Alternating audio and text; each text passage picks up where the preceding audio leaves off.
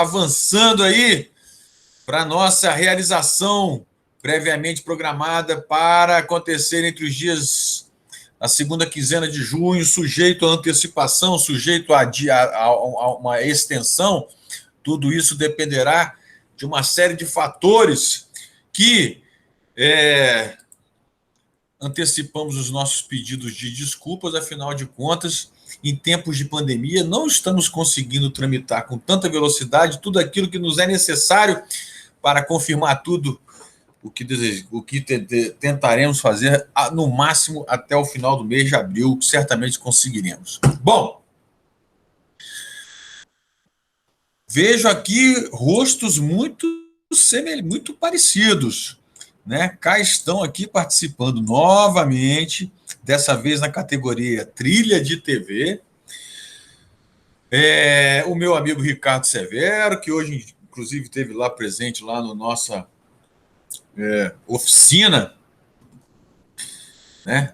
Chamada Ouvir, Transformar e Compartilhar, uma oficina que é uma contrapartida obrigatória de um projeto nosso aprovado num edital local e que voltado para a preservação da memória da música e que nos obriga a prestar essa contrapartida e, obviamente, que a contrapartida ela está diretamente relacionada às nossas realizações, diretamente relacionada ao projeto aprovado. Veja aqui também Marcelo Fruet, Daniel Reutemann. Deixa eu ver quem mais aqui dessa galera. Essa galera está em todas, hein? Né? Eduardo Morlim. E veja aqui também Pablo Lapiduzas. Me perdoe se eu estiver falando a pronúncia errada.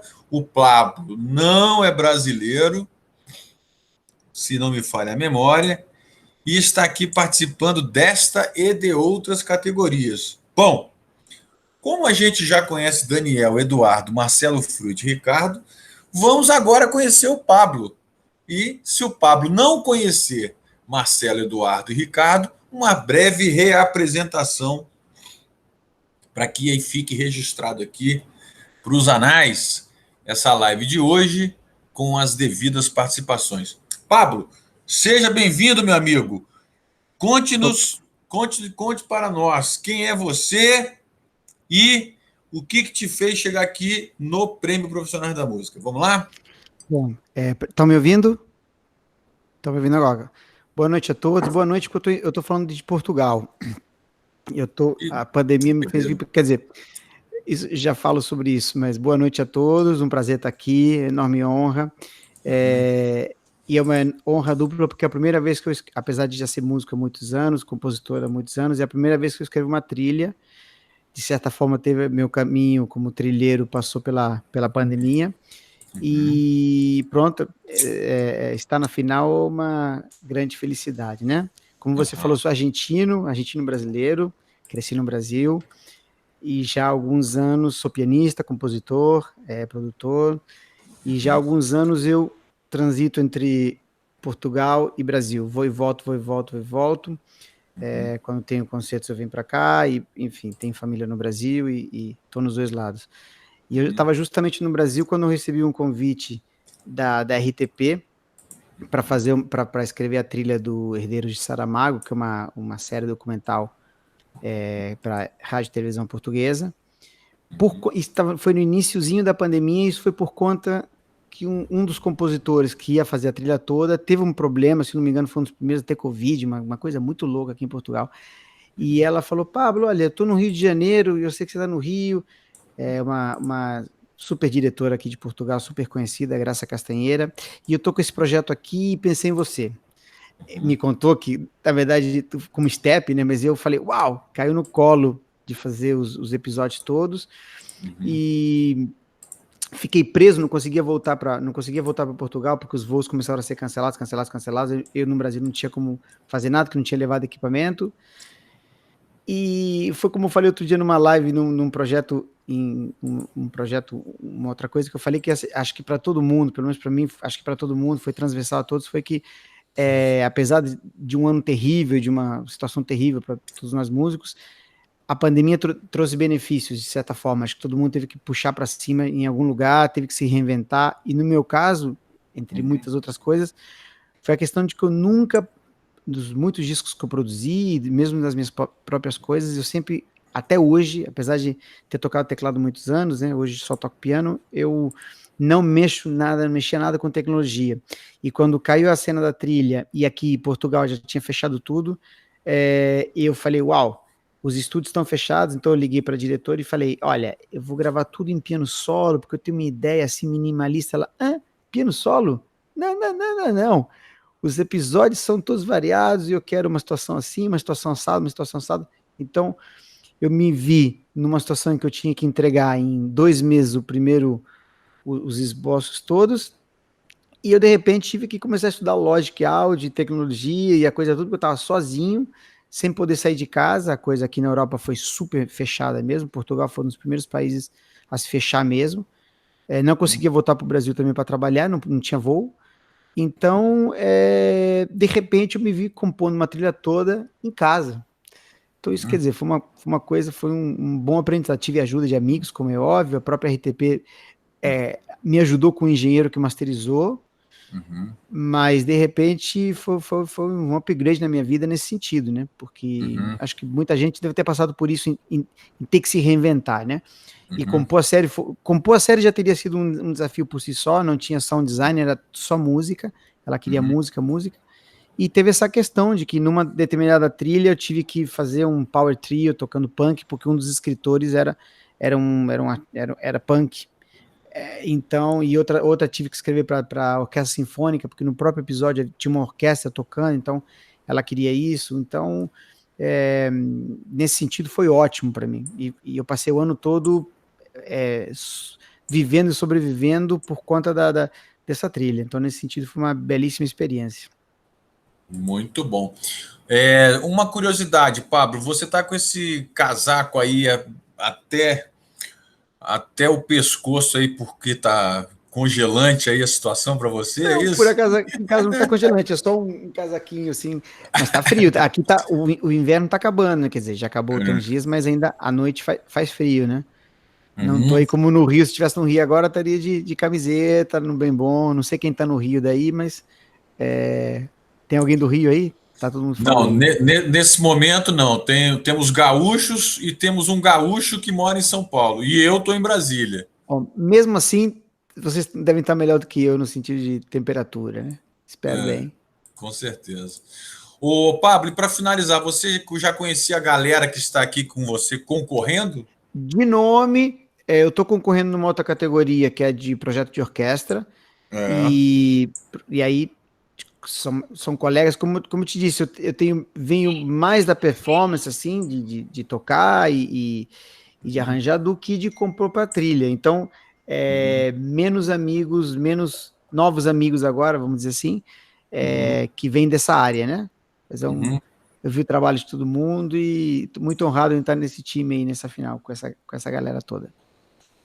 Vamos aqui, então. Essa categoria, ela é uma categoria meio confusa, porque ela é meio a continuação da série, né? Porque a gente faz a categoria para as trilhas de série, mas como as séries acontecem na TV, e a categoria também chama trilha de TV, então é possível que as pessoas que se inscreveram em série também estejam em TV, e aquelas que só fizeram para a TV, aí não estariam em séries. Por isso não é necessariamente, por exemplo, trilha de série, imaginei que é uma série que não passou na TV, que era uma série, sei lá, em outros canais, não, ok. Na verdade, isso é uma coisa para a gente ir aperfeiçoando, mas é que no primeiro momento a gente tinha trilhas. E aí vinham trilhas que era ou para teatro, ou era para dança, ou era para cinema, ou era para série.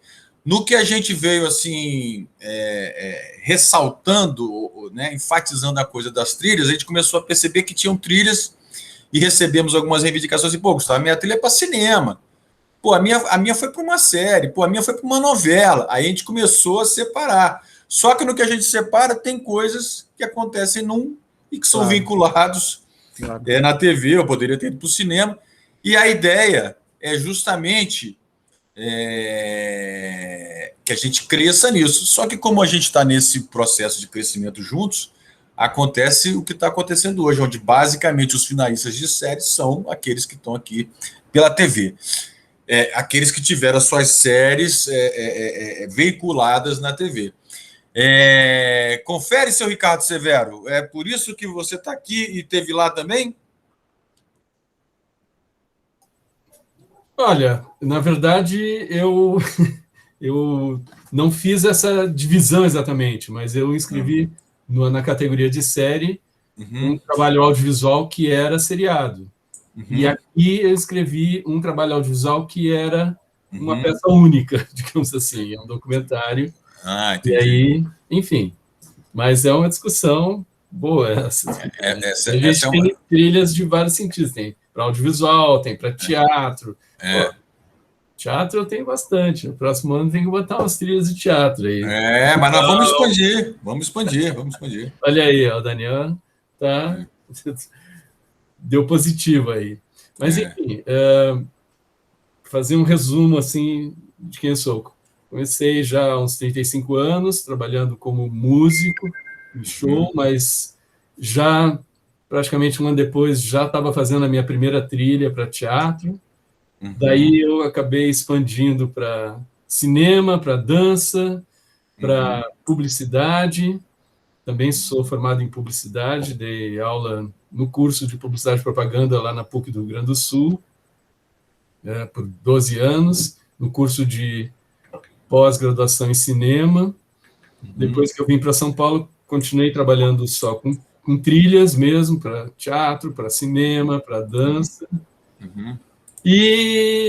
Mas, assim, talvez uma coisa que eu não tenha falado naquele outro dia é que, desde que eu comecei com uma base eletrônica, um computador, montando um sistema que eu pudesse compor com um computador. Eu tinha um TK-3000 conectado num monitorzinho de 13 polegadas, preto e branco, que eu levava nos shows, tocava com teclado, com bateria eletrônica, tudo sincronizado.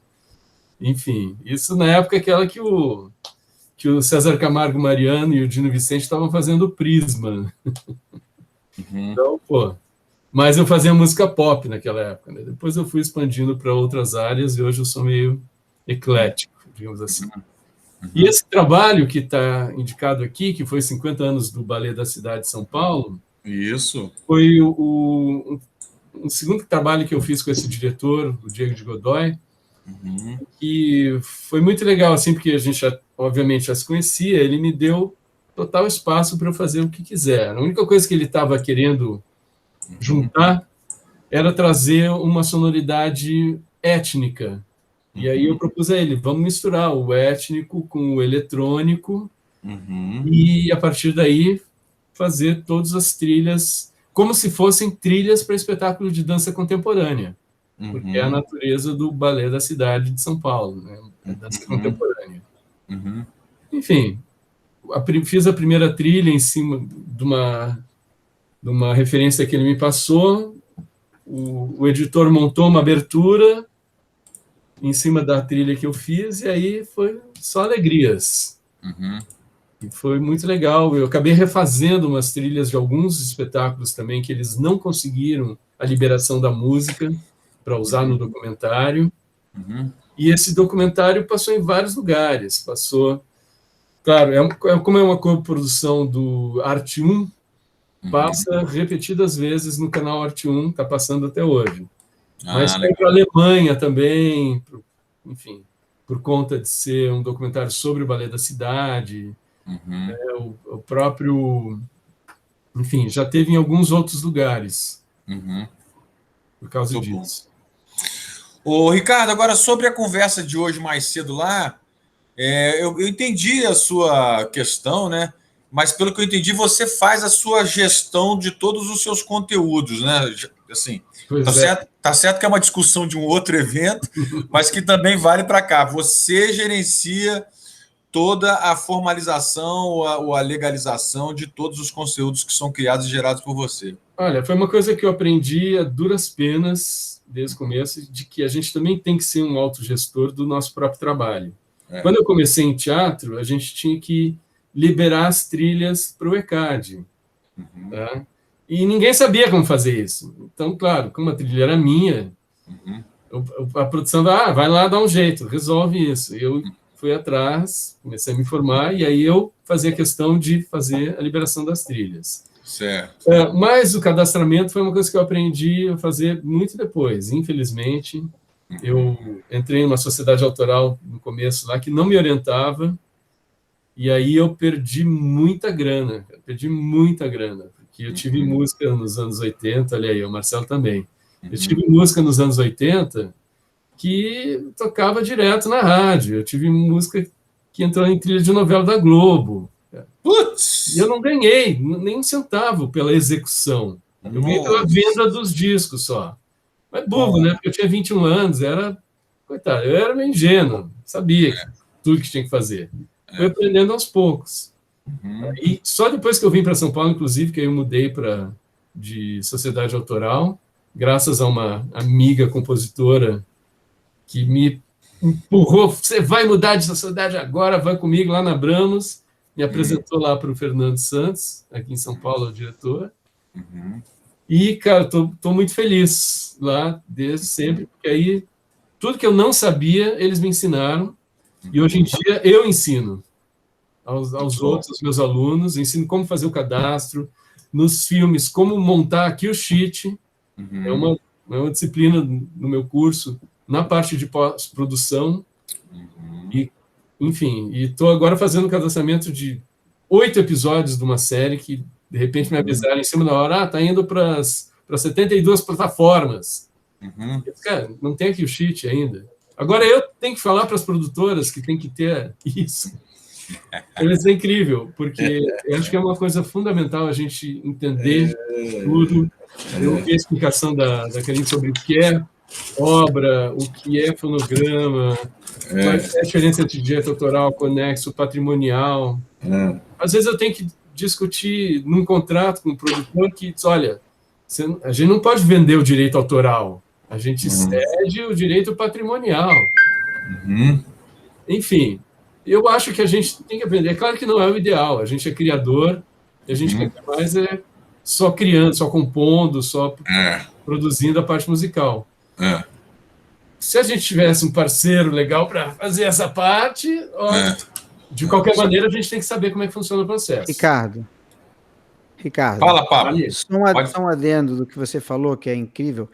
O Egberto Gismonti começou a estudar direito com, sei lá, 15 anos atrás, uma coisa assim, a filha dele, para entender toda essa cena, mas entender a série, tipo assim, então peraí, deixa eu entender como funciona isso, porque isso que você está falando é super importante, né, com a coisa da trilha, quando eu fui entregar o contrato final, eu até pouco tempo atrás não sabia o que era um publisher, e quando trouxe minha residência para cá também, um colega falou, você vai ter que arrumar um publisher, né, você é compositor, você toca muito na Europa, publisher, E aí, bom, enfim, eu trabalho com publisher, e quando eu mostrei a trilha, ele... Não, peraí, esse contrato... Você tá maluco, esse contrato não.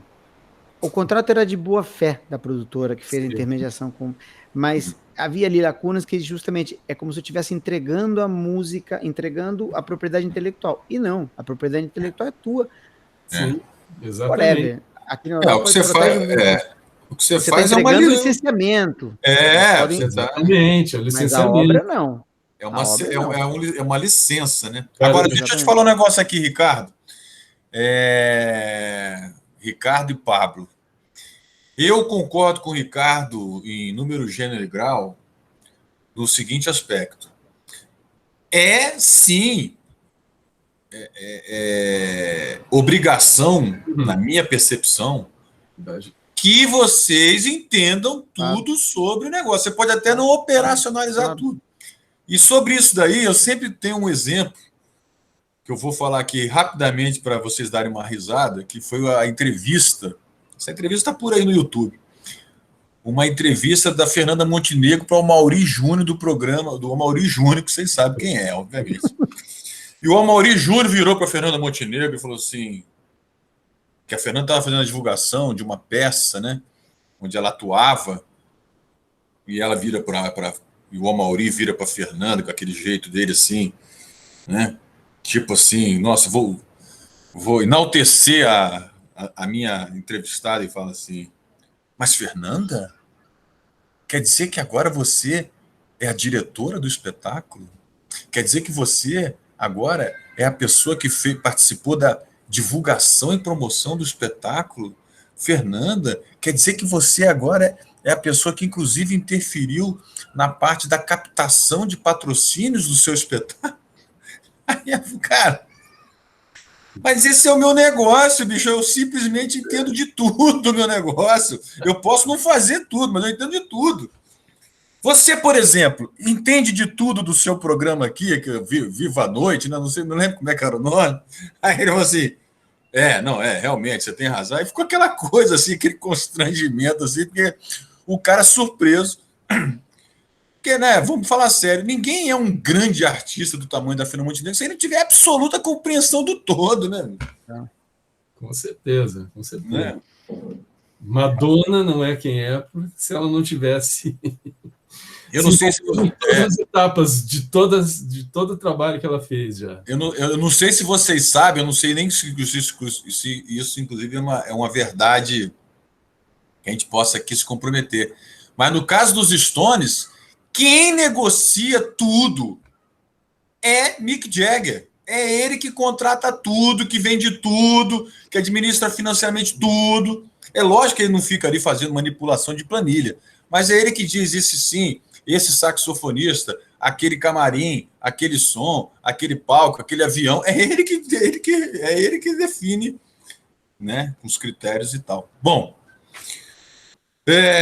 vamos falar aqui da rapaziada do Sul, Meta. Meta é o nome da trilha.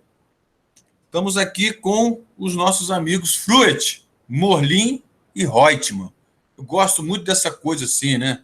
Emerson, Lake and Palmer, Crosby, Stills, Nash, Young, entendeu? Jobim, Gilberto, sei lá, vamos lá. Marcelo Fruit, Morlin e Reutemann. O que vocês gostariam de falar para o Pablo sobre vocês, para a gente fazer um grupinho aqui e poder cada um falar um pouquinho do seu trabalho, da sua trilha, se é que ainda temos novidades para falar sobre isso. Vamos lá. Quer falar um pouco aí, Deni? Chegou na outra depois? Não? Ele saiu. Pode falar. Não, eu fui desmutar o microfone e tirei da... Então tá, não, primeiramente, muito prazer aí, principalmente o Pablo, que eu não conhecia, né? É o mestre Severo, já foi meu professor, e é um prazer para a gente estar aqui, eu acho que eu falo em nome de todos, junto com esse timaço aí de feras, seja mais para um lado ou mais para o outro, acho que cada um aqui acabou pegando a bola e se desenvolvendo numa posição um pouco diferente, mas jogando no mesmo campo, né? Vamos dizer assim, isso é bacana.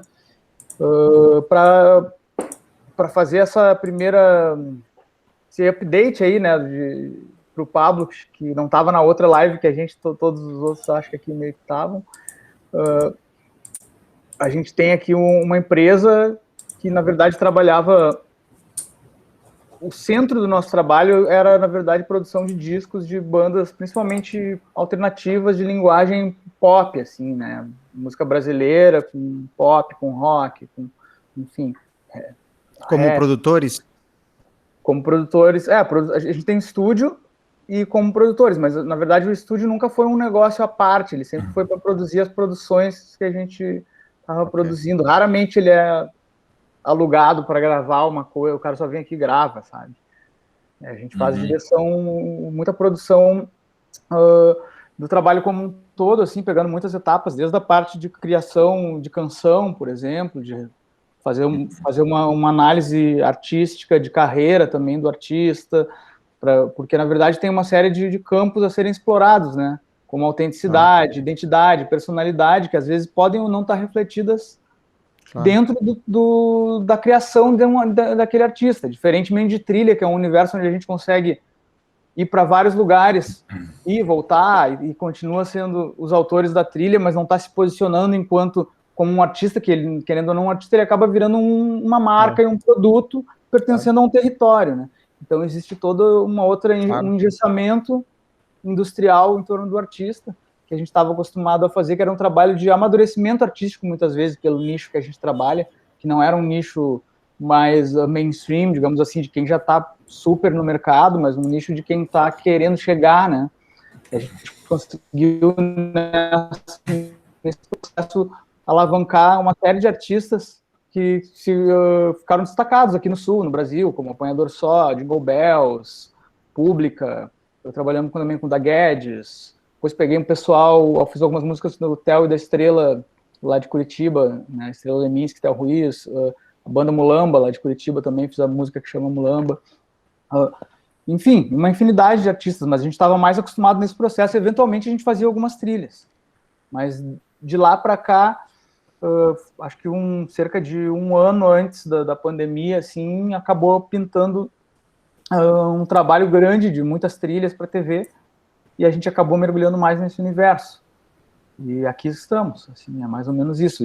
Eu trabalho nisso há mais de 20 anos, vai fazer 21 anos, eu acho, que eu estou oficialmente como produtor, mixador e tal, né?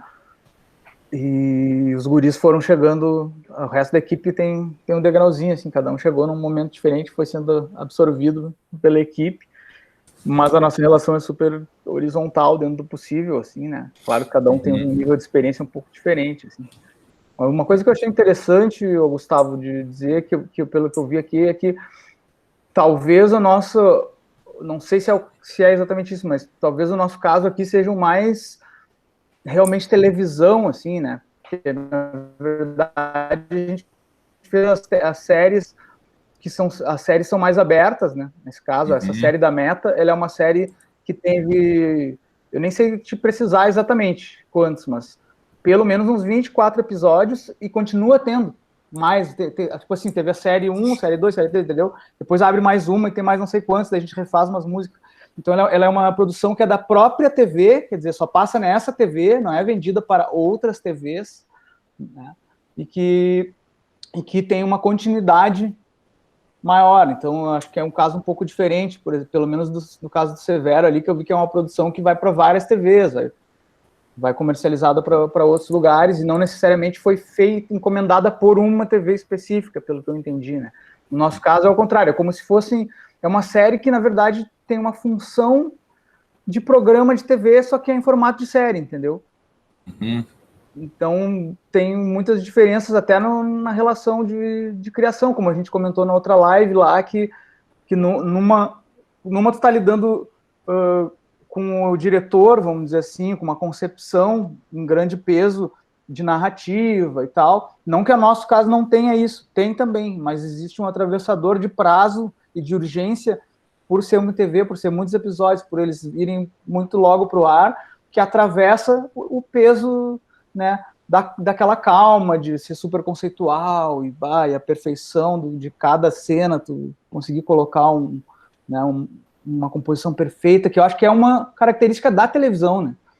A TV, ela tem essa dinâmica muito rápida, quando a coisa é feita, pelo menos quando é feita para uma TV, como é o nosso caso, sabe? É um atravessador que faz bastante diferença e acaba sendo um desafio muito grande, porque, obviamente, a gente adora fazer as coisas com mais calma e poder colocar o máximo da gente, né, a serviço da narrativa e ser perfeccionista em todos os sentidos. E a gente tentou fazer isso aqui, só que nesse caso, esse outro atravessador, ele é bem forte e foi legal porque a gente, de certa forma, a gente conseguiu driblar isso, só que o preço foi alto, né? A gente ficou assim, me virando noite nessa época para fazer, para essa série específica. A gente fez várias outras da TV que foram mais simples, mas essa que tem muita coisa orquestrada e híbrida de orquestra com rock, pop, assim, eram muitos instrumentos, assim, muita coisa para não só para criar, mas também para mixar, para finalizar, sabe? Então foi um super desafio, mas por outro lado foi, acho que uma das que a gente teve mais prazer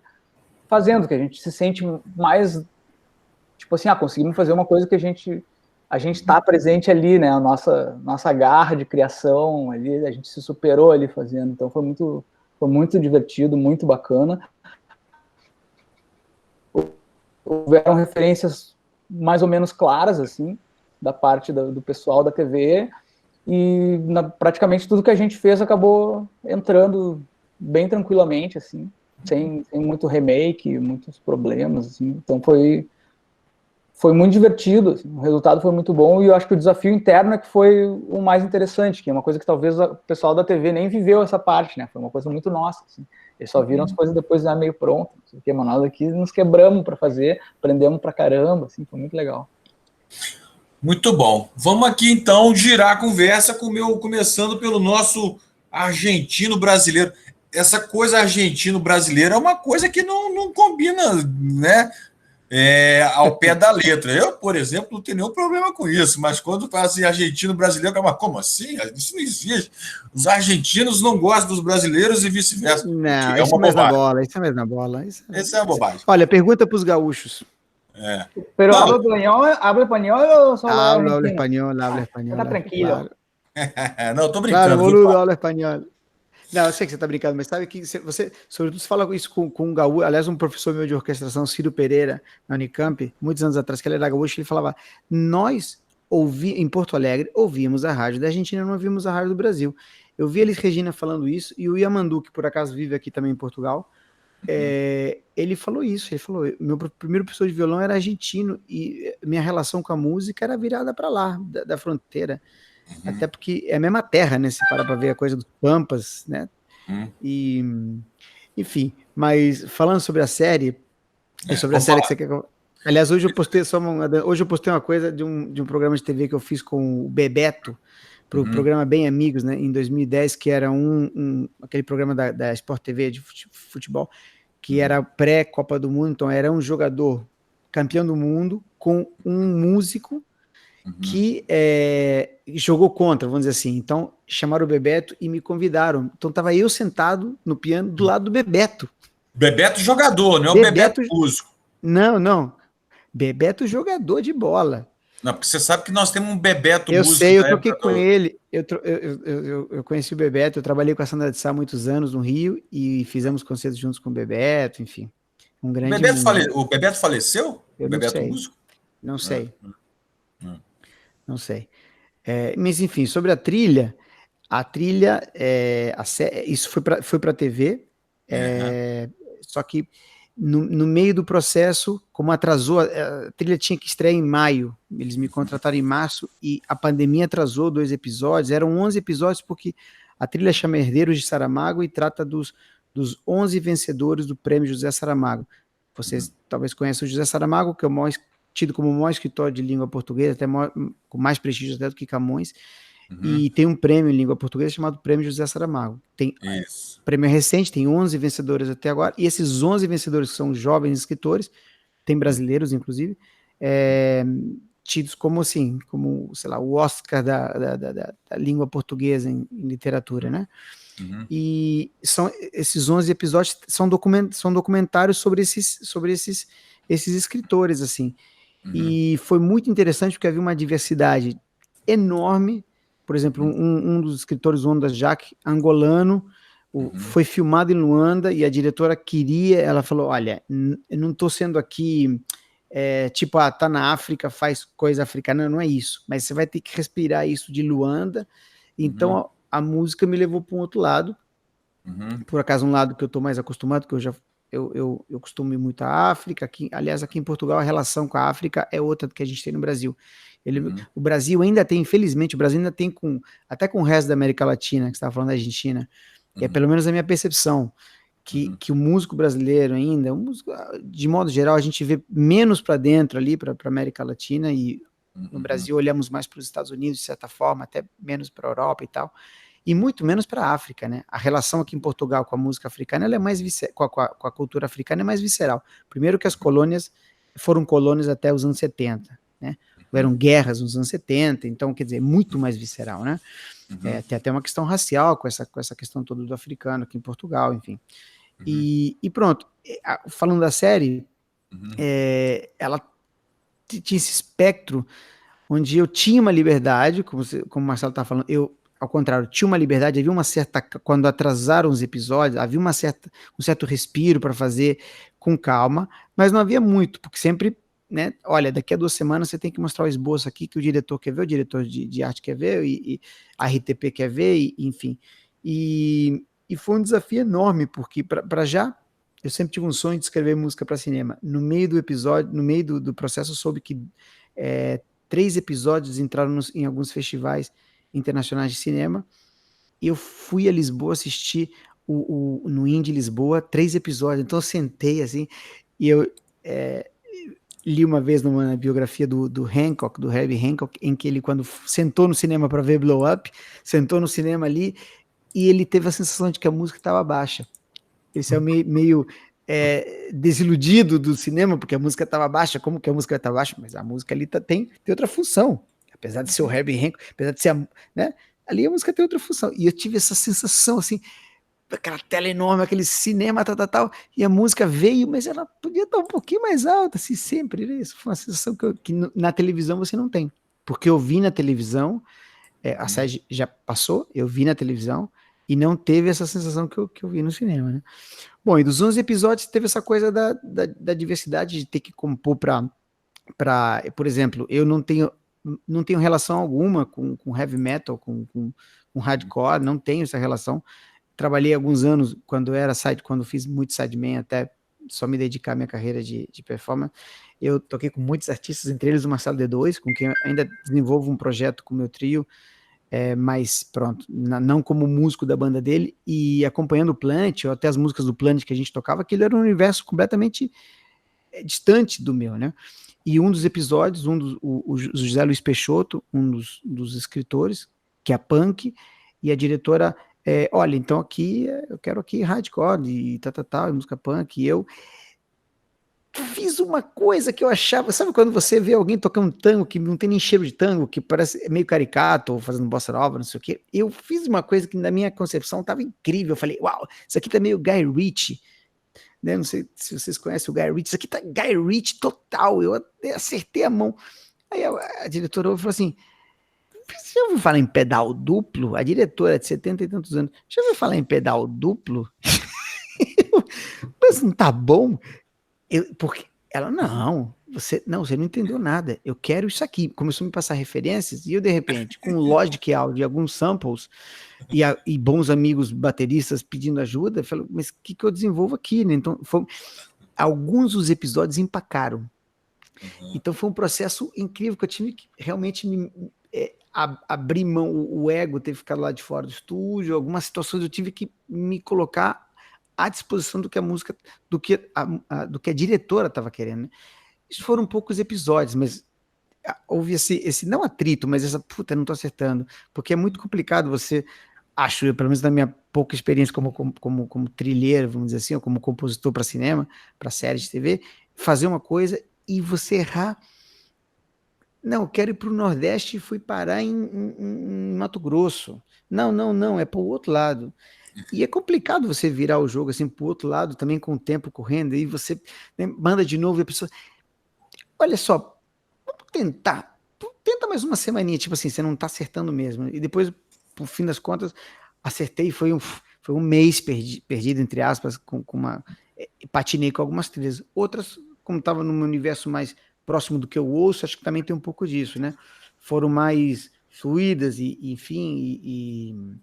enfim, a série vai estar indo para o Brasil, acho, não sei qual TV comprou os direitos, ainda foi só para RTP, e é isso. Foi uma belíssima experiência aí, mas tomei umas pauladas na cabeça com certas coisas. Nunca tive essa sensação de você estar compondo uma situação e essa situação não vingar. Tipo, não é isso. Mas como não é isso? Sou eu que estou compondo. Não. Pro teu disco é isso. Para isso aqui, não é isso, né? Foram 2, 3 situações onde eu tava indo para Macapá, mas tinha que ir para São Paulo. Então, esse momento essa relação é delicada, né? Na hora que você vira assim um criador orientado, né, ou dirigido, nem todo mundo se dá bem com isso, né, Pablo? E a diretora, ela me chamou e falou, tô te escolhendo por essa situação, mas podia ter escolhido outros. Eu quero isso, eu quero que você traga frescor a isso. Tá bom. E numa situação falou, não, frescor demais. Vamos tentar aqui. Um dos episódios do Wanda Jack, eu musiquei a fala dele. Como Hermeto já fez, eu coloquei uma melodia em cima da fala, e é delicado, porque é uma série sobre escritores, então a palavra é muito importante. Muito do que eles falavam eram leituras dos livros, e a palavra tem outro peso do que se fosse uma série, um romance, alguma outra coisa, né? Então, ela falou, a música aqui é uma coisa muito especial, e você aqui está querendo colocar uma música em cima da palavra, mas aí isso eu meio que defendi com unhas e dentes, e falei, não, isso vai funcionar, isso vai funcionar, vai funcionar. Essa queda de braço eu ganhei da graça, e quando um dos episódios que foi ao cinema foi esse. E ela virou para mim, ela já com máscara, né, duas poltronas atrás, ela fez assim, me deu uma cutucada e falou assim, você tinha razão, esse ficou fixe. Então, essa queda de... Porque essa realmente, se não tivesse ido, eu ia ficar frustrado num outro nível, porque eu tinha certeza que era funcional, que era original para uma trilha, essa semiótica da palavra com a melodia, e quando ele falava alguma coisa mais escura, eu dava um jeito de fechar aquilo e tal. E pronto, é isso. Também tive que estudar orquestração num outro nível, porque de repente eu me vi com incríveis samples. Eu já tinha estudado orquestração na faculdade, mas 20 e tantos anos atrás, e de repente me vi fazendo um curso de orquestração para não passar vergonha, né? Então foi uma bolsa de estudo, vamos dizer assim. Ricardo, e você aí? Como é que foi essa relação ou esse processo dentro da sua criação aí? Porque o Pablo identificou aí essa linha, né? Essa linha limitadora, assim, entre a liberdade e a direção. E com você aí? Então, eu tenho que te falar, Pablo. Eu penei muito para chegar nesse ponto, assim, mas hoje em dia eu estranho um pouco seguir uma linha em que a direção determina tudo até. Assim, eu acho que sempre, obviamente, a concepção do diretor é uma coisa fundamental. Mas, poxa, você vê que quando você colocou o que você achava que deveria funcionar melhor, ela acabou se dobrando no final. Porque é muito difícil para eles entenderem exatamente como a gente está pensando. Essa é uma coisa que a gente precisa exercitar muito para chegar lá, para você conseguir se comunicar de uma forma que o diretor entenda exatamente o que você está falando em termos musicais. Até, desculpa te cortar. Coisa que ajuda bastante, né? Quando ela manda a referência, olha, acho que é isso e tudo mais. Mas sempre tem esse ponto de atrito, é claro. Quando você já tem outros trabalhos com o diretor, esse ponto de atrito é um pouco mais azeitado, né? Já tem menos atrito, às vezes o diretor confia mais e não, faço que a minha concepção é essa, mas você pode fazer o que você quiser com a música. E claro, você vai dentro da concepção dele, mas de uma forma que você acredita. O que você ia falar? Não, só pontuar isso que você falou, porque ela, por exemplo, teve uma situação com ela que é uma pessoa letrada, com cultura, mas, por exemplo, só pontuar uma coisa, eu toco jazz, né? O que é jazz hoje, mas pronto. Sim. Ela falou sobre isso, aqui eu quero jazz. E eu falei, ok, essa mulher quer swing, aqui ela tá querendo pum, né? Tradução, né? Mas Graça, o que é jazz? Aqui eu quero uma coisa meio assim. O que você. Aí como eu falei, aqui eu não vou errar tanto, porque aqui eu posso ir para uma onda hard bop, aqui eu posso botar uma onda fusion, aqui eu posso botar simplesmente uma coisa que não tenha letra, mas, né? Que ela pode, né? E realmente, meu feeling funcionou, porque eu falei, olha, você quer mais ou menos isso? Ela, isso que eu quero. Tum, tchum, tchum, tchum, tchum, tchum, tchum. Então, quer dizer, mas isso podia ir para qualquer lugar, né? Como é óbvio, né? É como eu falar assim, não, aqui eu quero um pouco MPB. Toninho Horta. O que é um pouco? Dor de barriga. Ou como diria o pessoal da publicidade, faz um pouco mais para cima. Isso aí me faz lembrar, sabe o quê? Eu, como empresário de bandas aqui em Brasília, teve uma que eu empresariava que chamava BSB Disco Group, que era uma banda de disco, né? E certa vez eu fui contratado pela Associação dos Magistrados, né? E, enfim, um pessoal do judiciário, né? E aí estávamos lá tocando os clássicos da discoteca, eis que chega um juiz lá, que eu acho que era presidente, vice-presidente da associação, e vira para a coordenadora do evento e fala assim: vem cá, o pessoal aí não está tocando forró. Ele era nordestino, né? Gustavo, dá para vocês tocarem um forró? Eu falei assim: a gente veio aqui tocar funk, soul, disco, flashback dos anos 70. Foi isso que você contratou? Ah, você não toca um forrozinho, não? Não. O juiz mandou acabar para a apresentação, botou o DJ para tocar forró e pronto. Marcelo, e você? Bom, Ricardo, você acabou ou já posso passar? Mas pagou o cachê ou não, hein? Essa é pagou tá tranquilo, não dá. Não, eu só queria levantar uma questão, mas aí o Marcelo também pode seguir. É porque eu até estranho um pouco uma série como essa, na verdade, funcionar como episódios quase independentes um do outro. Porque cada um tem uma concepção musical diferente, pelo que o Pablo comentou. Sim, esse foi completamente diferente. Isso é um pouco incomum, até mesmo numa série. Nossa, a minha preocupação sempre, eu tenho os créditos de abertura, que vai... Aí uma variação disso vai funcionar como tema de passagem de mudança de bloco, e os temas que eu desenvolvi para o primeiro episódio vão acabar voltando no segundo, no terceiro. Enfim, tem uma reiteração que é da música, que é uma coisa da linguagem mesmo da trilha sonora, né? Que sempre se associa a um determinado momento, a um personagem, um leitmotiv, né? Mas, de qualquer maneira, isso. uma concepção meio contínua, assim, engraçado. Eu propus isso, o José, como eu disse, Saramago, eu tinha uma linha que era o José, que ela ia entrar em todas... Mas realmente, depois ela me convenceu que uma fotografia era tão diferente, era um universo tão distinto, que ela falou, olha...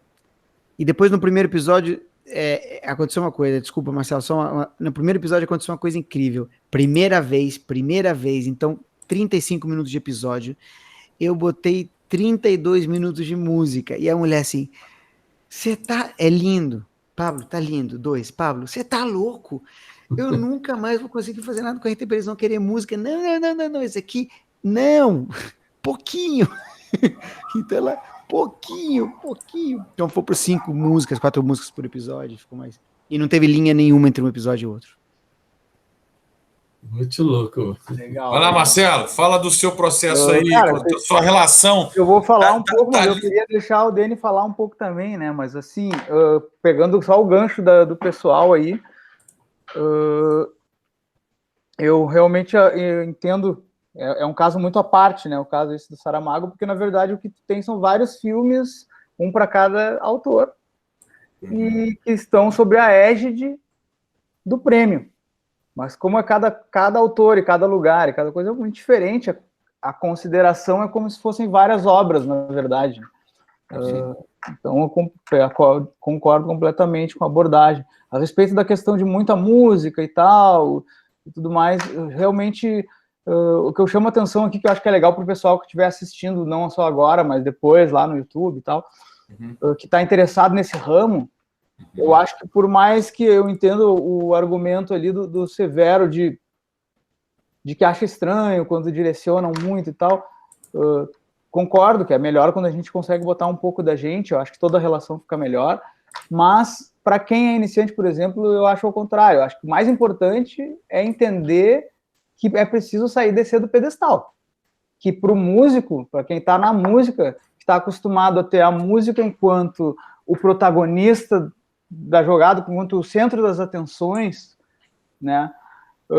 Uma das coisas mais difíceis do que saber criar, é saber sair de si mesmo, do seu ego, do seu egoísmo, e entender que nesse momento nós não somos artistas, nós somos artesãos, nós somos confundidos com artistas, porque a gente está fazendo uma música que é um trabalho artístico, a habilidade ainda é artística, mas em função de uma outra coisa, de uma outra obra, que é a verdadeira obra artística nesse caso, que é a história, que é a visão do diretor, que é a narrativa. Então, tipo assim, muitas vezes a gente tem que realmente, né, passar na nossa frente, não que a gente não vai colocar nada nosso ali, obviamente, sempre a gente vai, inevitavelmente, colocar alguma coisa nossa, mesmo quando a gente estiver fazendo de conta que está seguindo estritamente o que foi dito, né? Mas eu acho que, muito pensando assim no pessoal que está querendo entrar no mercado, eu acho super importante pontuar isso, porque eu convivendo com várias gerações aqui que estão trabalhando junto comigo, por exemplo, eu vejo que em todas as vezes essa é uma das principais dificuldades, muito mais do que a pessoa ter uma habilidade para tocar, ter uma habilidade para criar, é a habilidade do exercício de entender que nesse momento o papel não é da música. A música é um auxiliar. Ela funciona como se fosse a dimensão emocional que a imagem não entrega, né? Então, eu gostaria de sublinhar nesse sentido, porque realmente, assim como o Pablo colocou muito bem ali, a gente costuma confundir muito, né, esses processos nessa hora. E também partindo ali da história que o Pablo contou, que eu achei muito legal, da música punk, heavy, não sei o que era, que o cara tá vindo para cá, era para lá, né? A gente vem com a importância da referência, eu acho, sabe? Porque a referência musical, que é uma coisa que a gente insiste muito, sempre que nos pedem alguma trilha, alguma coisa, não, passa uma referência, porque, cara, é que nem o Severo colocou ali, o mais azul, mais não sei lá, o cara vai um monte de palavra que cada um de nós, né, vai interpretar isso com um significado completamente diferente no momento em que vai para a abstração musical, entendeu?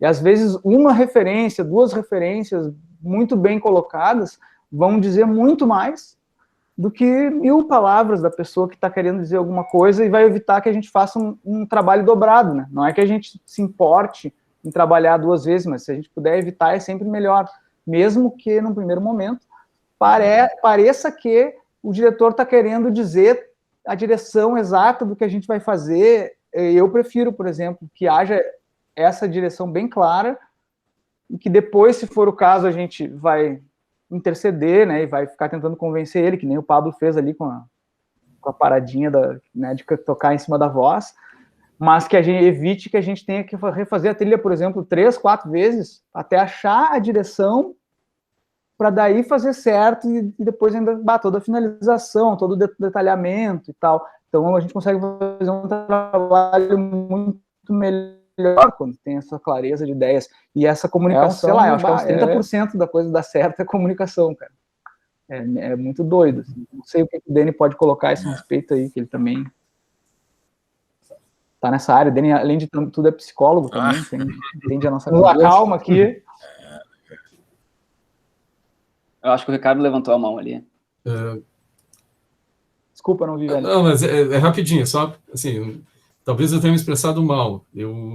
Eu acredito também com você que a arte é funcional e ela tem que ajudar a contação da história, com certeza. É que às vezes os diretores não têm tanta referência como a gente e não conseguem se expressar. A referência acho que é uma ótima forma deles se expressarem e de colocarem. Né? Apenas eu coloco assim, é nossa obrigação realmente a gente ampliar o nosso horizonte de referências o mais longe possível e a gente não impor o gosto pessoal da gente no trabalho. E quem dita o que vai ser a música do trabalho é o próprio trabalho, é a história que está sendo contada. Então, mas eu concordo plenamente. Acho que a grande parte da resolução do trabalho é a comunicação, que tem que ficar bem clara sempre. Era isso. Desculpa, Daniel, perdão. Não, só para pontuar isso, no meio do processo, a Graça me mostrou porque ela falou, quais são suas referências enquanto trilha? E eu, primeira coisa que eu falei, Morricone. Adoro, eu falei Morricone. E ela falou assim, então, olha que interessante. E ela me mostrou uma entrevista do Morricone dizendo assim, eu trabalho para o diretor. Eu trabalho para o diretor. Não houve em momento algum embate, até porque é um peso galo contra o Mike Tyson, porque a mulher era uma super diretora requisitada aqui, consagrada, já uma pessoa de idade e tal, e eu estava ali, eu disse a ela, olha, é minha primeira vez, então me mostra aqui o caminho das pedras aqui, exatamente isso. Mas ela tocou nesse assunto, porque teve uma situação também que eu queria muito, que para mim era a cena de todas, era a melhor cena, que vinha o escritor vinha andando de bicicleta no meio de uma estrada de terra, no meio do mato, aqui no meio do Alentejo, com a câmera de lado pegando o escritor, e de repente a câmera sobe, o drone sobe e faz uma inversão, e o escritor, do nada, a bicicleta faz assim, vira, e aquilo, eu passei uma semana orquestrando aquilo, e falei, uau, Hans Zimmer baixou aqui em mim, eu fiz uma coisa quando a bicicleta fez assim, abre tudo, as trompas e tudo, e eu, 2 horas da manhã, a mulher trabalhava muita noite, 2 horas da manhã, Graça, ouve isso, aqueles pouco de sorriso idiota, ela virou para mim e falou assim, a cena já está contando tudo, você só sublinhou a cena, não quero que você sublinhe a cena, isso já está contado. E houve ali um processo de referência, como o Ricardo falou, mas que não era uma referência de música, era uma referência estética, do que ela queria, porque também tem isso, a referência estética, né, que muito além de se é bumbo duplo, se o que quer, é como que a música vai se portar, a música vai sublinhar a cena, a imagem, aí ela me mostrou um tratado de que, olha, a música não sublinha a imagem, depois ela falou assim, isso aqui é cinema europeu, não é Hollywood, a música não sublinha, então eu fiquei com essa coisa na cabeça, eu perdi aqui a minha virgindade com o cinema europeu, que de certa forma ele é mais brando, né? A música ela tem outro papel, se comparado com o cinema americano, por exemplo, né? Mas você não está falando nenhuma verdade. Eu ouvi isso da boca de uma coreógrafa com quem eu trabalhei muito. Olha. Porque na dança, ela dizia, eu não quero que você sublinhe o movimento dos bailarinos. Eu quero que a música seja um outro bailarino. E que a música, com a cena, jogue o espectador para um outro lugar.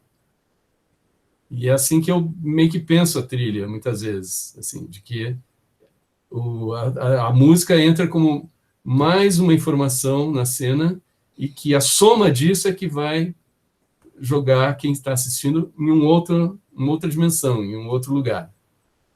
É muito legal ouvir isso de uma outra pessoa, de um outro diretor. Vou guardar isso para uma próxima coisa que eu escrever, vou guardar essa tua aula aí, essa tua dica. Gente, olha, o Daniel acabou de levantar a mão, mas eu quero falar um negócio aqui.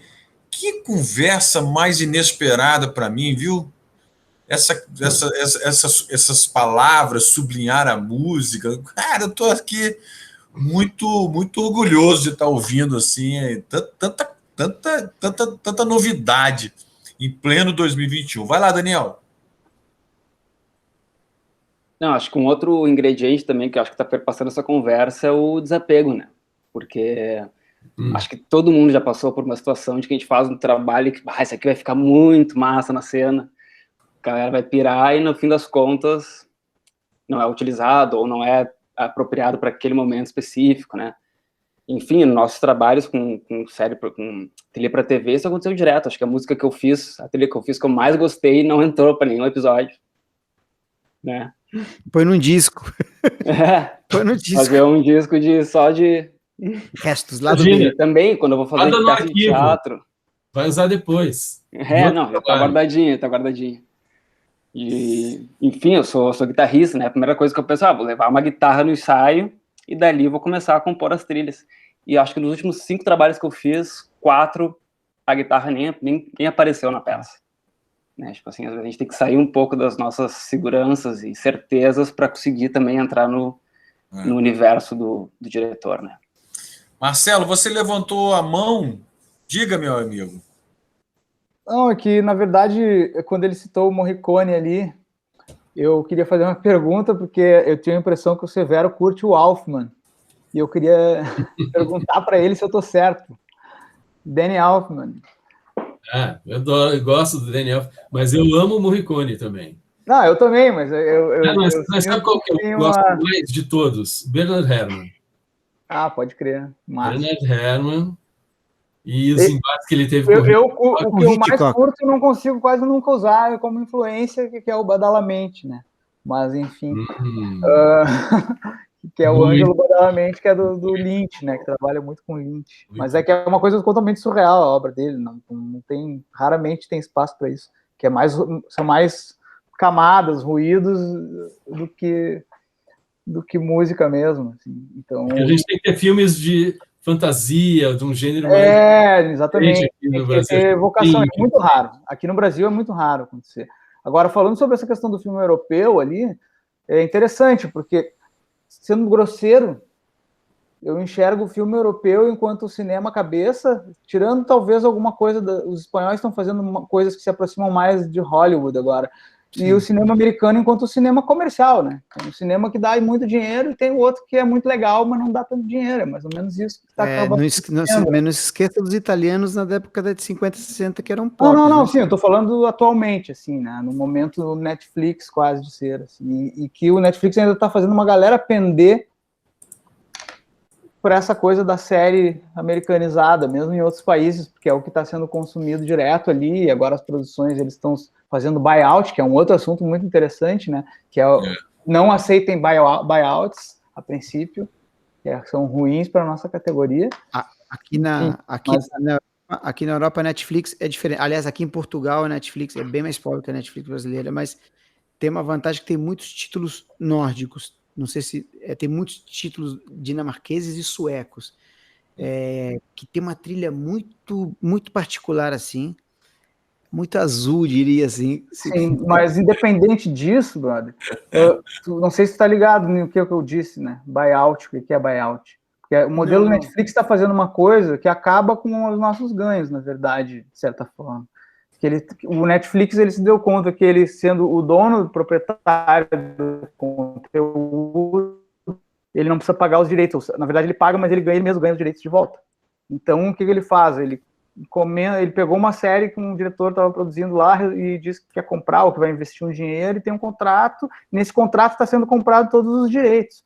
Então, antes que tu ganharia uma grana... Mas quando o compositor vende, já vende tudo? Todo mundo tem que vender junto. Buyout é buyout, comprou geral. Chave na mão. Então, chave na mão. Então, no momento, claro, existe uma graninha boa que o cara dá uma crescida de olhos ali, mas se essa grana fosse melhor do que a grana que a gente ia ganhar, tipo... Isso deflaciona o mercado. Eles não fariam buyout, entendeu? Isso deflaciona o mercado, mas isso é um pouco de barriga de aluguel. Que no meio do processo, a mãe que se apaixona, tipo assim, a mãe fala assim, não, essa criança está crescendo, né? Tem filmes sobre isso, tem documentários sobre isso, que muita gente, não vou vender nada, não. Mas é muito pior que isso, porque, na verdade, os caras estão com a faca e com o queijo na mão e não restam tantas alternativas, às vezes. Né? Mas nesse momento, Marcelo, isso, algum momento... a legislação vai ter que... tomara. Disso, não vai... Porque tem outras plataformas de streaming que também estão produzindo, além da Netflix. Exato.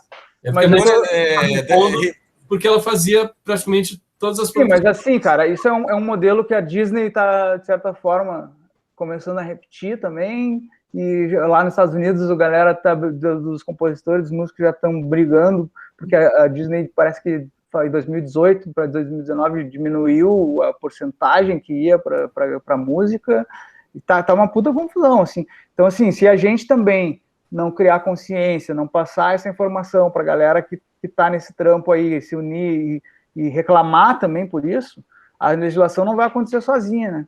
Então, por isso que eu trouxe isso à cena, assim, acho que é interessante estar registrado aqui, que a gente que está trabalhando nisso tenha noção, né, do que isso representa, para que a gente também ative as autoridades, enfim, necessárias. As nossas sociedades autorais que tem que brigar com isso junto ao ECAD.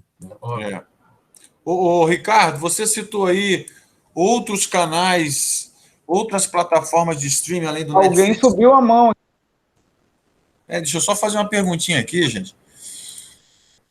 Quais seriam, Ricardo, além do Netflix, quem seriam os novos players aí? Tem a Amazon, tem a Apple. Globo, né?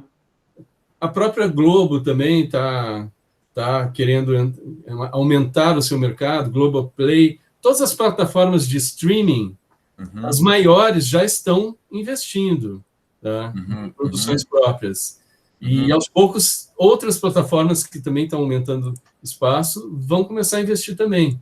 Então, eu acho que essa questão da legislação ela vai acabar virando um pouco o jogo. A gente tem que lembrar que tudo isso é um pouco recente, e até mesmo essa história da pandemia, ela modificou muito a forma como a gente, ou como a maior parte dos espectadores, chegam a esse conteúdo. Nossa, as plataformas digitais todas aumentaram pelo menos 3 vezes o seu público, né? Todo mundo fica em casa assistindo os streamings e ouvindo os streamings também. Então, eu acho que ainda muita água vai rolar, mas isso que o Marcelo falou é super importante. A gente tem que ter consciência de como funciona esse processo, né? Para poder brigar depois e para poder simplesmente não baixar a cabeça e dizer, não sabia, né? Isso não dá. Olha só, temos aqui Alexandre Guerra, né, que chegou com um certo atraso. Está sem som aí. Porque havia marcado na agenda no dia equivocado, o que é uma coisa que todo mundo está sujeito a acontecer, mas enfim. O fato é que, Alexandre, nós já estamos nos aproximando do encerramento. Mas conte aqui rapidamente um pouco sobre você para nós que nós conheçamos. Vai lá. Seja bem-vindo. Vixe Maria, olha lá. Caindo de paraquedas aqui. Enfim, bom, não sei nem o que falar direito. Eu, na verdade... Enfim, eu estou nessa história aí. Eu fiz música para cinema nos Estados Unidos, na Berkeley, né? Me formei em 95. E cheguei no Brasil pegando o comecinho de tudo, né? Assim, na verdade, um pouco antes das produções independentes para os canais internacionais, eu peguei tudo do começo, né? Começou com o The Cine, a gente começou a fazer coisa para National, para Discovery, e eu peguei bem esse começo e venho acompanhando esse processo todo, né? Enfim, do aumento do fomento de produção de música original para televisão, para cinema, para internet. Então, eu tô nessa. E, assim, na verdade, eu, em algum momento, também abri uma nova frente como compositor de música de concerto, porque eu tenho um trabalho autoral, então eu venho compondo eu sempre compus, mas, assim, de uma forma mais sistemática, criando repertório mesmo, né, e me dedicando a uma carreira como compositor e regente. Eu comecei faz uns 6, 7 anos e venho mantendo. Eu dedico uma parte do meu tempo por ano para criar essas peças e batalhar para conseguir ser tocado, enfim, né? Então, eu me divido entre essas duas carreiras. E o meu approach é muito de fazer música com músico, né? De realmente gravar. Eu gravo muito com orquestra. Gravo bastante lá em Budapeste, que eu tenho uma parceria e tal, ou aqui no Brasil com o pessoal que eu monto uma orquestra de câmara da OSESP, gravo. Então, esse é o meu fazer aí, mais ou menos é isso, assim, em resumo é isso. No leste europeu as orquestras são baratas, né? Como é que é? Boas, é que no leste europeu as orquestras são boas e baratas, né? De certa forma. Sim, mas não isso é fundamental, porque tem que ser, mas assim, não é só isso. Seria praticamente impossível fazer no Brasil. Você tem que alugar toda a percussão, a logística. Não tem estúdio para gravar aqui, não tem, não cabe. Uma orquestra não cabe. Eu conheço todos os estúdios aqui, não tem como. Todo jeito de montar, de microfonar, tudo lá é pronto, né? É um setup para você trabalhar. Aqui, quando eu faço, mesmo com orquestra de câmara aqui, que eu continuo fazendo, eu tenho que providenciar comida. Eu vou um dia antes para montar tudo, sabe? É uma loucura, assim, sabe? Você sabe. Eu queria fazer uma pergunta rápida aqui, aproveitando então o ensejo. Deixa eu só fazer um esclarecimento, Marcelo, antes da sua pergunta para o Alexandre. É que é sobre isso que ele está falando. Não, mas você vai fazer. É só para eu inserir o Alexandre dignamente na conversa, porque o Alexandre chegou aqui, teoricamente, no nossos finalmente, mas já trouxe aí um monte de novos elementos que dá vontade de continuar. Mas só uma perguntinha, Alexandre, que eu não lhe conheço, né? Eu me chamo Gustavo, que realiza o prêmio e tal. Você está falando de onde? São Paulo. São Paulo. E você já conhecia o Pablo, o Ricardo e a galera do Sul aqui? Então, o Flete? Eu conheço, gozado, porque eu não sei, acho que a gente está todo mundo na mesma órbita, né? Então, os nomes são muito familiares para mim, assim, sabe? Eu não saberia dizer qual trilha, quem fez o quê, mas, assim, todos são nomes muito familiares para mim. Eu acho que nós estamos até no grupo lá do profissionais do audiovisual. Então, eu acho que, assim, são nomes que estão na minha órbita totalmente, assim. Tá. Legal. Muito bom. Fala aí, Fruete, fala a sua pergunta. Não, minha pergunta é o seguinte, cara, já que está acostumado com essa sabendo, conhecendo os músicos aqui brasileiros, no caso de orquestra, né? E conhecendo o trabalho que eles realizam para ti lá no leste europeu, tu diria que seria um bom negócio para o Brasil que montassem um estúdio dentro das salas de concerto, por exemplo, de São Paulo ou de outras cidades, e haveria demanda para gravações interpretadas pelas nossas orquestras ou não? Eu acho que não, eu adoraria. Eu me considero totalmente mosca branca, cara, assim, sabe? Porque... O que é uma mosca branca, se me permite? Não, mosca branca é uma ovelha negra. Assim, raro de ficar fazendo música acústica, sabe? Porque... Não música acústica, mas música, esse tipo de coisa. Por quê? O processo é lento. As produções, quando me aceitam no negócio, sabe que vai demorar, sabe que tem... Sabe que eu não pode no último dia mudar tudo, porque eu tenho que fazer partitura, né? Tem todo um jeito de fazer que sim, mas a minha pergunta iria em outro sentido, na verdade. Será que outros países, assim como a gente contrata eles lá, poderiam contratar também aqui? Poderia ser um bom negócio para as orquestras daqui, ou uma orquestra que teria competitividade mundialmente? Essa é a minha pergunta. Então, se a gente tivesse tudo montado já para gravação profi, ver se vale a pena. Daqui a pouco algum investidor pode, vamos fazer essa parada aí, velho. Eu sou a favor. Várias pessoas já falaram isso, já pensaram isso. Tem gente afim, o Tim Rescala, que é um cara, o meu herói, que é um cara que grava com a Orquestra Heliópolis, ele monta todo um esquema lá com o Clemã e está fazendo. É um negócio, um trabalho hercúleo que ele consegue fazer, sabe? Seria, por exemplo, talvez uma orquestra candidata, porque eles já estão fazendo, já conhecem, tem gente que grava, eles têm uma sala para fazer isso e tudo. Eu sou super favorável a fazer isso, sabe?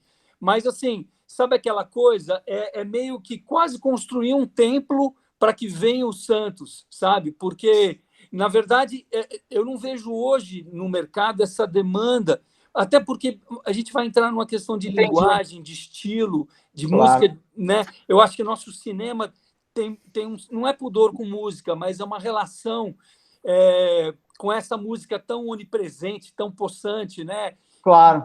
É um outro... Mas só deixa eu dar um último twist na pergunta para ver se faz mais sentido. Competitivamente, a nossa orquestra tem competitividade para competir com a qualidade das orquestras do leste europeu, se a gente conseguisse igualar ou baixar o preço ou não? Que eu não tenho essa informação. Sim, desculpa, não estou te respondendo, desculpa, cara. Assim, olha, sinceramente... Não, tem nada, não dá nada, só que eu estou curioso. Não, lógico, sinceramente, assim, a minha opinião é que a gente tem músicos maravilhosos no Brasil, assim, não há dúvida que tem. O Zesp é uma orquestra maravilhosa, eu mesmo gravo, eu não vejo diferença, o Zesp é uma orquestra incrível. O problema, no caso da Zesp, esses músicos especificamente, eles têm uma agenda absurda, né? Eles não têm, quando eu tenho que gravar, eu tenho que marcar um suplício para conseguir fazer. Então, assim, lógico que tem muito músico em São Paulo, agora na pandemia tem muita gente com tempo livre e tal. Normalmente não é muito fácil agendar, mas, cara, a quantidade de orquestras em São Paulo, especificamente, tem boas outras orquestras em Goiás, em Minas Gerais. Mato Grosso tem uma orquestra que grava discos de música popular, de certa maneira. Não sei se você já ouviu falar. Sim.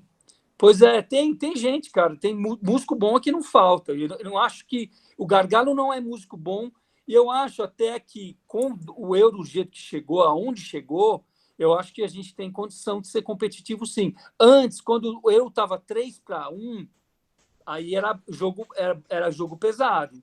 Mas agora, nesse lugar, eu acho que sim, somos competitivos, sim. E eu preferia gravar aqui, eu não vou lá porque eu gosto de ir lá e tudo, gosto das pessoas, mas não é por isso, é porque realmente não tem a infraestrutura, principalmente não tem infraestrutura, né?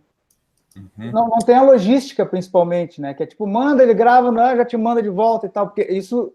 Mas se o CESP ali, como é que é? Qual orquestra que tu falou? No fim, eu estou me confundindo aqui, mas enfim, se a orquestra ali tivesse isso como um plano oficial, vamos dizer assim, né? De estrutura de ganho, modelo de negócios deles, bom, daí já viraria, porque daí já faria parte da agenda deles. Estar disponível para isso, porque estaria gerando, né? capital para inclusive reformar a sala. A orquestra de Londres, por exemplo, é o caso, né? Eles têm uma agenda para os concertos, né? Eles mantêm e eles têm uma agenda, eles gravam muita trilha, né? Então isso funciona. No leste europeu, na verdade, o que aconteceu foi que os países que saíram da cortina comunista, essas coisas eram do Estado, né? E aí, de certa forma, o Estado fez uma certa vista grossa porque essas coisas ajudam a financiar o cachê dos músicos, né? Então, uma renda complementar e tal. E a estrutura já foi construída pelo Estado, já estava lá, já tem tudo, né? E eu sou super a favor, cara. Eu não defendo o leste europeu por ideologia. É só realmente porque eu vejo na prática, a minha relação é prática. O Tim consegue, muitas vezes, também, porque ele consegue um orçamento, porque mesmo Heliópolis é caro também. Não caro pela orquestra, mas caro porque você tem que montar uma coisa lá, que é montar um estúdio de 100 canais, entendeu? Com 40 microfones. Então, só o papo da gravação já é um custo que, para mim, já seria inviável, sabe? Uhum. Posso só complementar o que eles estão falando? Pode complementar, deve. Eu não sei qual experiência você teve quando voltou aqui para o Brasil, mas eu participei de algumas gravações de trilhas para as novelas da Globo com o pessoal da orquestra da USESP, aqui em São Paulo. Os produtores reuniam o pessoal e gravavam. Eu faço isso também. Não, eu faço direto, então, mas assim, eu estou falando até 30 músicos, o Brasil até 30. Sim, com a orquestra inteira realmente não. Mas existe um estúdio de publicidade aqui que até um pouco antes de começar a pandemia estava começando a oferecer esse serviço igual ao que o pessoal do leste europeu está oferecendo para a gravação da orquestra. Inclusive de preparar partituras, examinar, tudo, de montar o espaço e gravar. Então, eu esqueci agora o nome do estúdio, mas é um estúdio bem conhecido. Em São Paulo ou em Porto Alegre? Em São Paulo. Em São Paulo. Olha, em Porto Alegre tem o pessoal da Ajuporto, exatamente, que estava começando a conversar sobre fazer isso também com a OSPA, lá em Porto Alegre. Então, só que aí veio a pandemia e deu uma travada. Agora, e os preços mudaram incrivelmente. O estúdio de publicidade, nesse esquema, pode ser o nosso estúdio, talvez. Só que, assim, não, qualquer outro estúdio... maior. O maior estúdio que eu conheço em São Paulo é o Na Cena, que é o estúdio que eu gravo aqui. Sim. O Na Cena, sei lá, se você quiser colocar uns 40 músicos, talvez você consiga, mas, cara, difícil, viu? Assim, difícil. E agora, o problema é botar 40 músicos com 2 microfones para cada um, alguma coisa assim, né? Não, cara, você coloca talvez 40, 45, você coloca, mas como é que você vai colocar 80, 70? Não cabe. Não tem outra. Tem um negócio também que, cara, só vou te dar uma ideia de... Eu, quando fui na primeira vez lá em Budapeste, a sala, cara, é um absurdo, assim, tem 11 metros de pé direito, uma sala monstruosa. Eu olhei para o engenheiro e falei, nossa, que grande. Ele falou, não, pequena. Eu falei, como pequena? Quando a orquestra está num tute, a sala ela satura. A sala satura. Cara, um negócio assim, essa sala deve ter 3 vezes Na Cena. E essa sala com a orquestra tocando fortíssima, ela pode saturar. É uma questão cúbica do som, sabe? Então, assim, eu acho que a gente não tem sala mesmo, assim, não tem sala ainda para isso. Agora, a ideia, o Marcelo falou um negócio legal, que seria usar o próprio stage do ensaio da orquestra, no caso da OSPA ou outra orquestra, que aí sim, porque aí é uma sala de concerto e aí você consegue... Porque, realmente, financeiramente, a gente pensar em construir um lugar para isso não se paga nunca, né? É inviável você construir uma sala... Porque, de novo, mesmo lá em leste europeu, não é que eles construíram para isso. As salas eram da antiga rádio comunista, né? Então, você tem lá essas salas... Aliás, tem 2 ou 3 estúdios desse tamanho lá, que já estavam lá. Então, eles herdaram isso, né? Ou então, sei lá...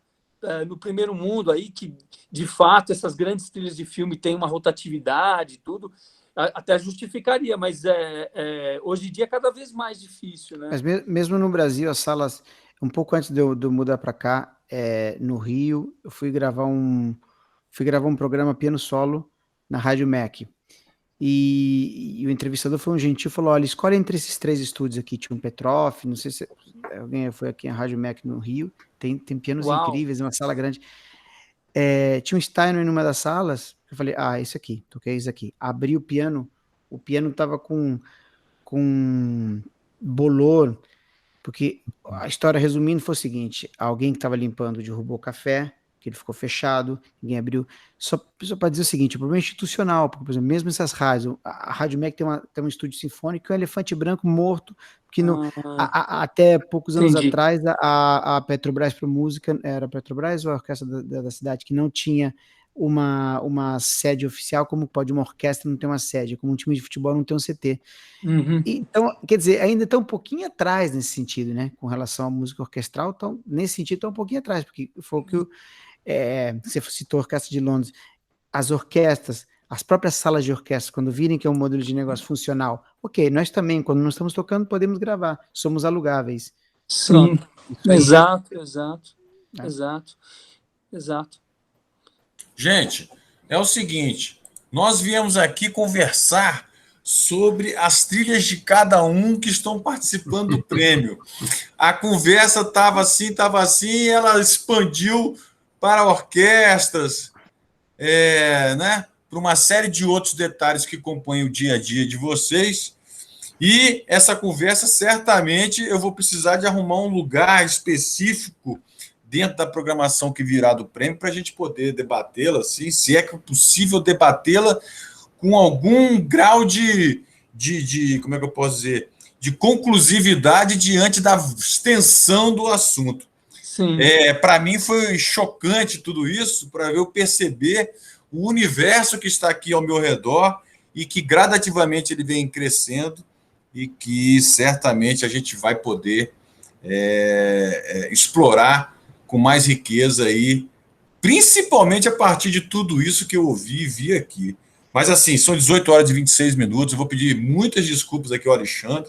Não, desculpe eu, cara, me perdoe, que vergonha, cara, eu já passei uma imagem péssima, eu tento ser um cara super certinho, puta, o cara já, putz, meu, sem comentários, desculpa mesmo, eu adoro falar, velho, encontrar falando de música, que coisa melhor, meu. Não, que você gosta de falar, eu percebi também. Mas brincadeiras à parte, ó, tem alguém da produção aqui comigo, Letícia, Felipe, não tem mais ninguém não, né? Temos, estamos aqui. Gente, olha, esses caras aqui são os malucos totais, vamos tirar uma foto com essa gente aqui, Letícia, Felipe, vamos lá. Claro. Peraí, botem a câmera aí, galera. A Letícia, cara, não vejo. Aí.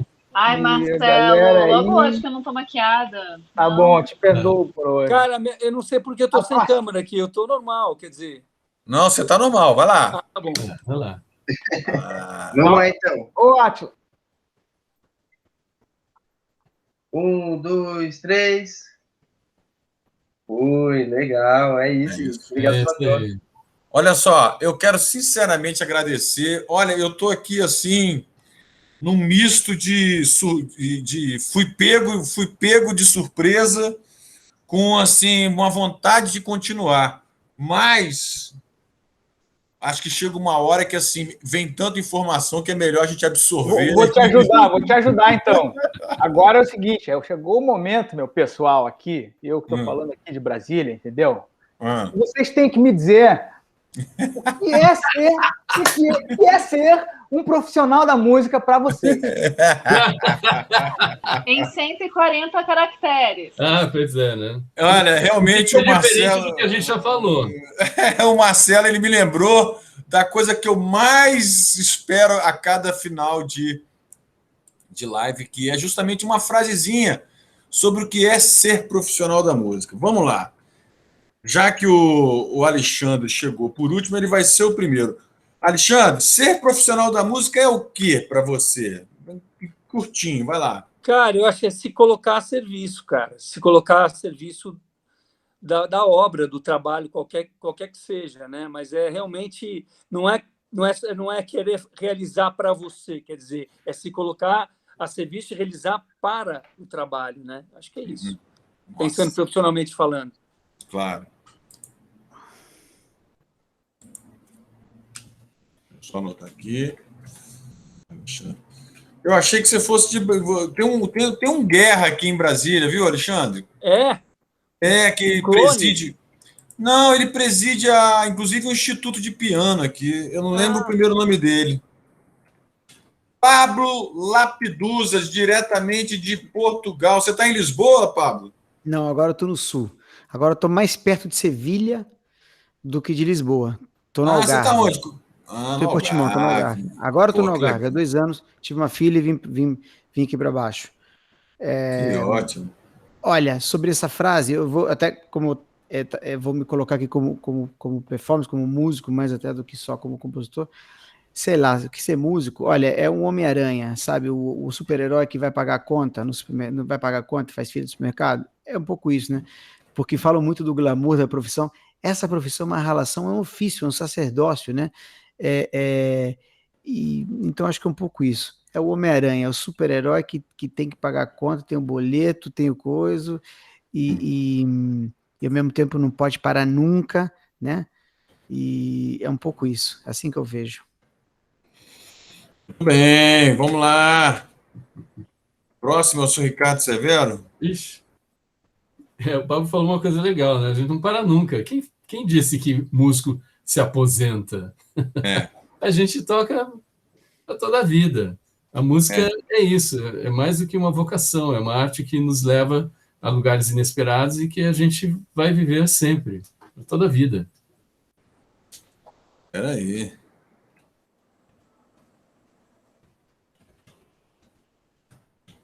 Muito bom. Próximo é a turma do Fruete. Vai lá. Vai, Deni. Então, seguindo a esteira do Pablo, eu diria que ser profissional da música é cobrar o escanteio e cabecear. Cobrar o escanteio e cabecear. Exatamente. Cabecear, muito bem. Esse foi o Dani Reutemann? Oi? Isso é isso. O Dani Reutemann, uma perguntinha bem idiota agora para a gente acabar essa live aqui. Você não tem nada a ver com aquela Odete Reutemann, não, né, bicho? Entendo isso agora. Quem sofreu mais com essa pergunta foi mais meu pai do que eu. Mas... A gente não gosta muito de falar nessa parte da história da família, meio conturbada. Eu, como o Dani não falou da outra vez, vou me dar por satisfeito, tá, Marcelo? Ricardo, você está com a mão levantada aí. Alguma consideração para finalizar? Não, então, desculpa. É que eu falei e que eu esqueci de desligar aqui, mas eu já tinha falado lá. Gente, foi ótimo. Segunda-feira animada. Parabéns a vocês. Como todos sabem, isso aqui é uma competição que as pessoas... Competição é uma palavra equivocada. Mais um processo onde pessoas se inscrevem naturalmente, se submetem a um processo de votação de profissionais, público e jurados. Isso tem os seus respectivos pesos, isso sai um número e, se Deus quiser, entre 21 e 25 de junho, divulgaremos todas as atividades do evento, realizaremos todas as atividades do evento e também as nossas cerimônias de premiação, para a qual todos serão convidados, porque esse ano certamente será 100% digital. Olha, um grande abraço para todos vocês e parabéns por essa complexíssima atividade pela qual vocês escolheram, viu? Obrigado. Muito obrigado. Valeu, hein? Obrigado. Até mais, galera. Esse bando de maluco aqui. Obrigado. Tchau.